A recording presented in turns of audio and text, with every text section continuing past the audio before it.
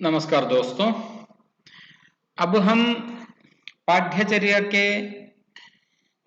की विशेषताओं के बारे में बातें करेंगे। एक पाठ्यचर्या बनाते समय जो गुण उसमें होना चाहिए वही गुण ही उसकी विशेषता है। पहली विशेषता पाठ्यचर्या में यह होनी चाहिए, व्यक्ति और समाज से संबंधित अनुभवों को छात्रों में ध्यान में रखकर पाठ्यचर्या होती है। व्यक्ति और समाज के बीच में जो संबंध है, व्यक्ति और समाज के बीच में जो अनुभव है, उन अनुभवों को सामने रखकर ही पाठ्यचर्या का निर्माण होना चाहिए। यही पाठ्यचर्या की विशेषता है। पाठ्यचर्या में व्यक्ति और समाज से संबंधित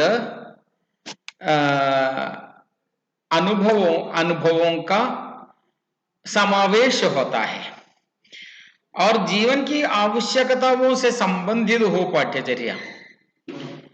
पाठ्यचर्या की यही दूसरी विशेषता यह है कि जीवन की जो आवश्यकता है, व्यक्ति की जो आवश्यकता है, छात्र बड़ा बनकर जब एक नागरिक बनेगा, समाज में अपना व्यवहार वो करेगा, तो तब उनकी क्या आवश्यकताएं होती हैं, उनका जो कर्तव्य होता है, कर्तव्य और आवश्यकता, इन दोनों का समावेश पाठ्यचर्या में होती है।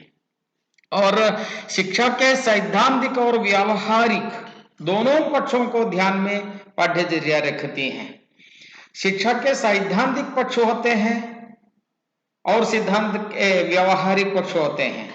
कोरे सिद्धांत से कोई प्रयोजन नहीं है, निरीह सिद्धांत का कोई जीवन नहीं है। सिद्धांत केवल एक आदर्श होता है। जब उन सिद्धांत को व्यवहार में लाता है तब सिद्धांत जीवित रहता है। तो सैद्धांतिक पक्ष को व्यावहारिक पक्ष में ले आना, अर्थात सैद्धांतिक पक्षों का प्रयोग पाठ्यचर्या में करते समय उनके व्यावहारिक पक्ष को भी ध्यान में रखकर होना चाहिए। इन दोनों का एक साथ ध्यान में रखकर, सैद्धांतिक पक्ष को और व्यावहारिक पक्ष को, दोनों को ध्यान में रखकर पाठ्यचर्या बनती है। यही पाठ्यचर्या की एक विशेषता है। शिक्षा के सभी उद्देश्यों पर आधारित हो पाठ्यचर्या। शिक्षा के सभी उद्देश्य, हम जानते हैं कि शिक्षा के प्रमुख 3 उद्देश्य होते हैं।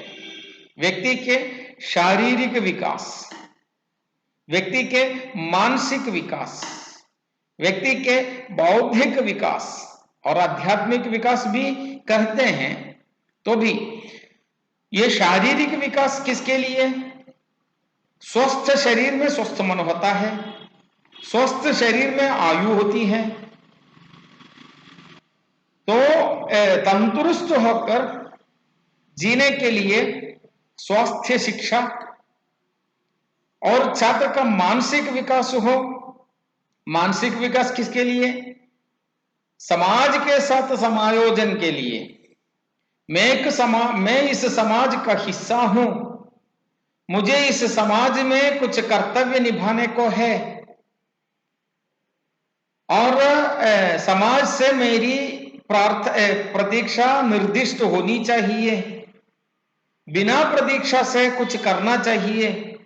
यह मानसिक विकास है ना, वो भी पाठ्यचर्या की विशेषता है। और बौद्धिक विकास, बुद्धि का विकास जब होता है तो समाज का विकास होता है,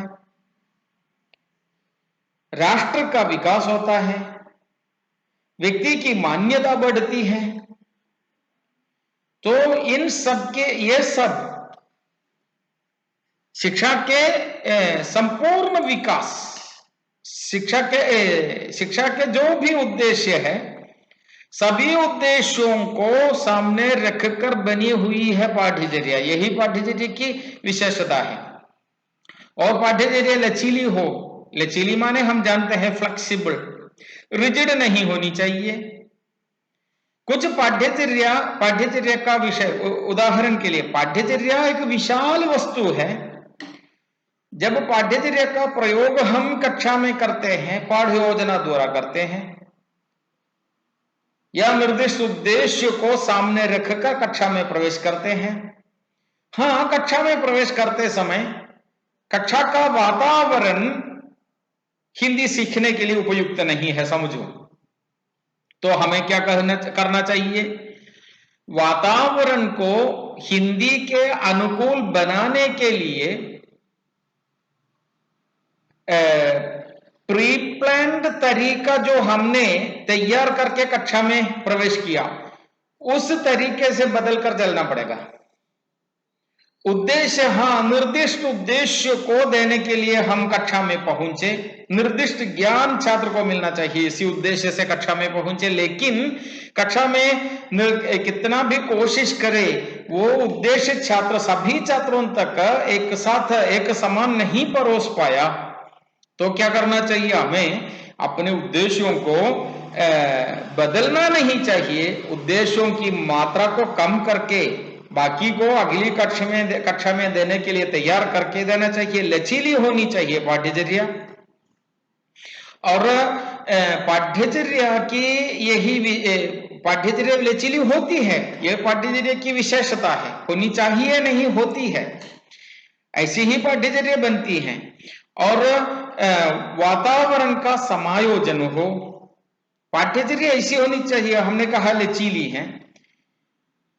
पाठ्यचर्या ऐसी होती है कि किसी भी वातावरण में प्रयोग करने के लिए उसके लिए उपयुक्त तरीका पाठ्यचर्या में होती है। यही पाठ्यचर्या की विशेषता है।